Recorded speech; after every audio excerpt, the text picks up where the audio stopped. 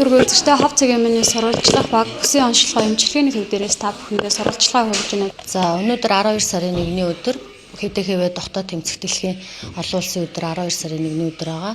Энэ өдрийг дэлхийд 1988 оноос эхэлж одоо хэдийгээр дохын асуудалд анхаарал хандуулах өдөр 12 сарын 1-ийг болгон тэмдэглэж ирсэн.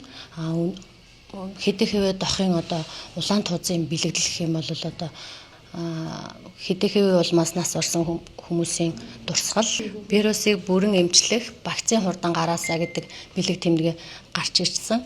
За хэдийгээр дохын халдвар нь одоо эмчилгээтэй архаг халдварт өвчин өгөөд одоо цусаар дамжих, эхээс хүүхдэд дамжих, хариуцаагүй зүү тариураар дамжих, мансууруулах бодис хэрэглэгч гэсэн юм замуудаар дамждаг ийм халдвар архаг халдварт өвчин байгаа.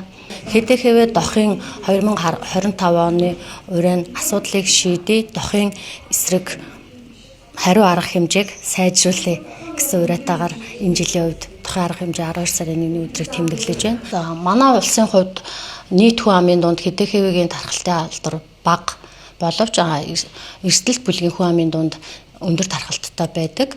За тэгээд ерөнхийдөө Ховд аймгийн хэмжээнд одоо нийт 338 өвчлөл бэлгийн замаар дамжих халдварын өвчлөл бүртгэгдсэн байна. Үүнээс олон тохиолдох одоо Тэмбүү, Загүтэн, Тэрхэмназ, Халамид, Мөөгөнцрийн халдварууд гэх мэт халдварууд орж байна. За тэгээд бэлгийн замаар дамжих халдвараас урьсан сэргийлэхийн тулд бэлгэвчийг зөв хэрэглэх, тохиолдлын бэлгийн харьцаанаас хол байх, бие биедээ үнэнч байх зарчмуудыг баримтлах нь өөрийгөө болон бусдыг хамгаалах нэг арга юм аа.